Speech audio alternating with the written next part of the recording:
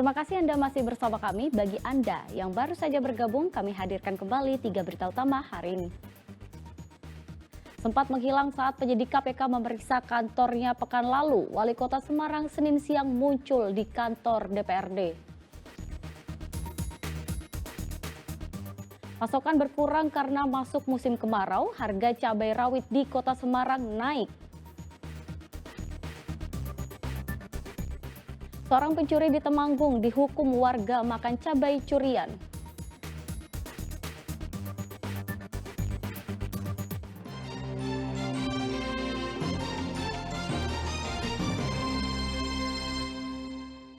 Ya, pemerintah Provinsi Jawa Tengah menegaskan tidak ada kekosongan jabatan di Kota Semarang. Meski Wali Kota Semarang Hefearita Gunaryanti Rahayu sudah 4 hari tidak kelihatan menjalankan tugasnya sebagai kepala daerah. Menanggapi penetapan Wali Kota Semarang Hefearita Gunaryanti Rahayu sebagai tersangka kasus dugaan korupsi oleh Komisi Pemberantasan Korupsi KPK, Pemprov Jawa Tengah menyatakan yang bersangkutan masih memiliki kewajiban dan tanggung jawab untuk menjalankan tugasnya sebagai Wali Kota Semarang yang sehari-harinya memantau dan memastikan berjalannya pelayanan publik dengan baik.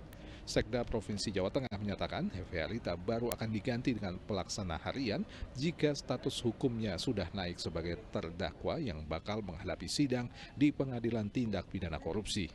Jika hal itu terjadi, menunjuk pelaksana harian atau PLH Wali Kota Semarang. Jadi Pemprov Jateng juga belum melakukan apapun terhadap Kota Semarang.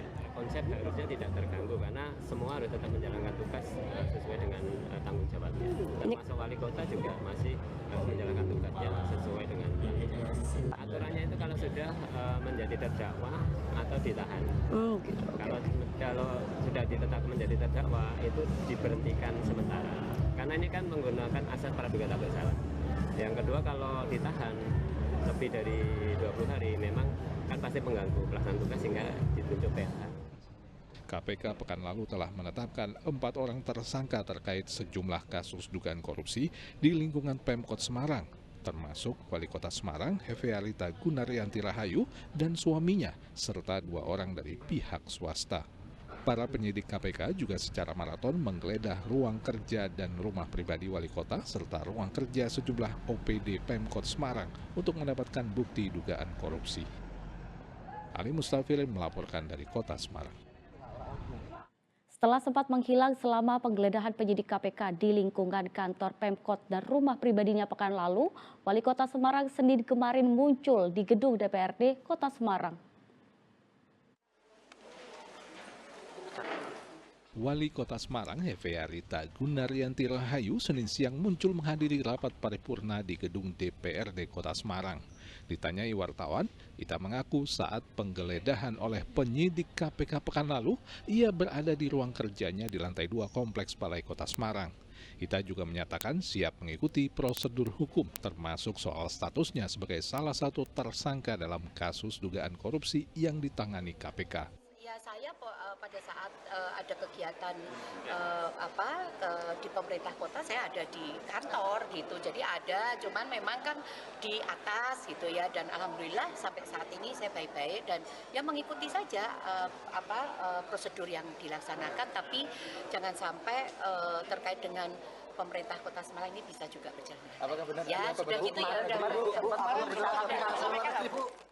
Komisi Pemberantasan Korupsi saat ini tengah melakukan penyidikan terhadap 3 perkara dugaan korupsi di Pemkot Semarang, yaitu dugaan suap dalam pengadaan barang dan jasa, pemerasan terhadap pegawai, dan dugaan penerimaan gratifikasi.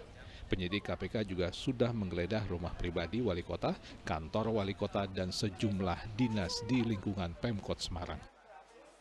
Ali Mustafirin melaporkan dari Kota Semarang. Informasi berikutnya, memasuki musim kemarau, harga cabai mendadak naik di pasar tradisional Kota Semarang. Kenaikan tertinggi terjadi pada komoditas cabai rawit merah dan cabai rawit hijau.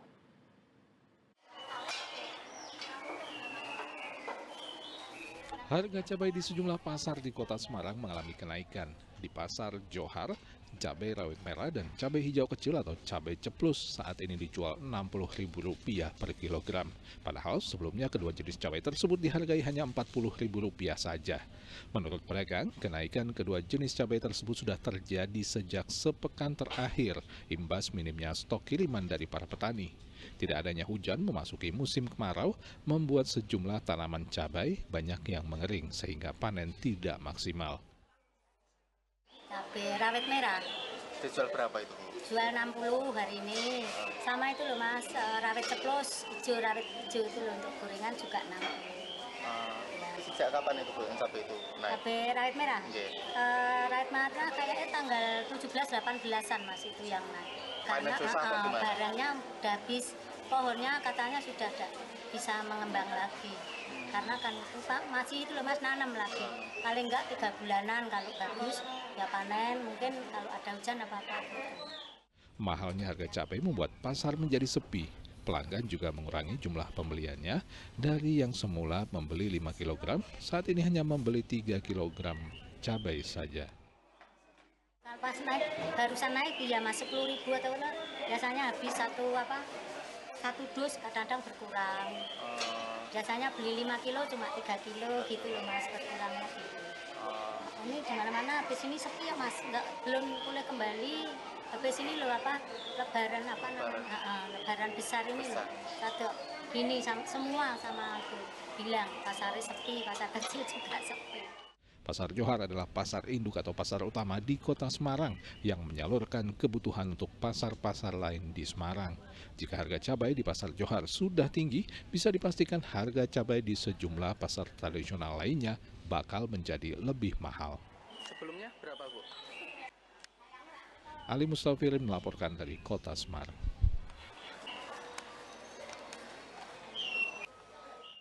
Ya, sebelum menyerahkan jabatannya sebagai Wali Kota Solo, Gibran Rakabuming memastikan Pekan Paralimpik Nasional Peparnas siap digelar.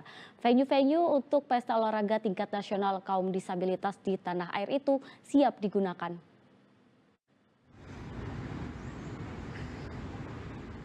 Pekan Olahraga Paralimpik Nasional atau Peparnas tahun ini bakal diselenggarakan tanggal 5 hingga 13 Oktober mendatang di Kota Solo.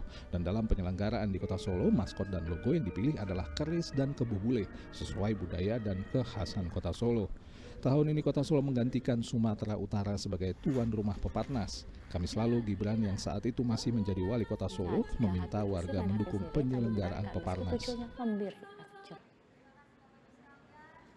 Solo meskipun kotanya kecil, tapi venue-venue olahraga yang di sini itu semuanya lengkap dan semuanya ramah difabel. Jadi nanti saya mohon warga masyarakat Kota Solo untuk ikut meramaikan event ini. Peparnas seperti halnya Pekan Olahraga Nasional bisa dikatakan adalah persiapan atlet disabilitas tanah air menjelang ASEAN Para Games 2025. Pemerintah berharap Indonesia kembali mencatatkan juara umum keempat kali berturut-turut atau quadrik. Dan kita berharap nanti ditemukan yang nantinya bisa setelah Peparnas bisa dimaksimalkan lagi untuk SEA Games 2025 dari ajang Peparnas ini. Karena kita ingin mempertahankan kemarin udah hat-trick, ya bisa keempat kalinya juara umum itu sangat membahagiakan. Kota Solo memiliki sejarah panjang penyelenggaraan pesta olahraga untuk atlet difabel.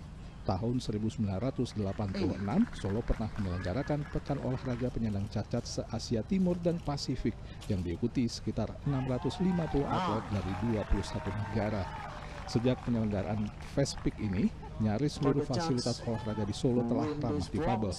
Bahkan jika ditarik lebih jauh, Solo memiliki sejarah sebagai tuan rumah Peparnas yang sebelumnya bernama Porcanas atau Pekan Olahraga Cacat Nasional pertama, kedua, dan ketiga pada tahun 1957, 1959, dan 1964. Heri Prasetyo melaporkan dari Solo.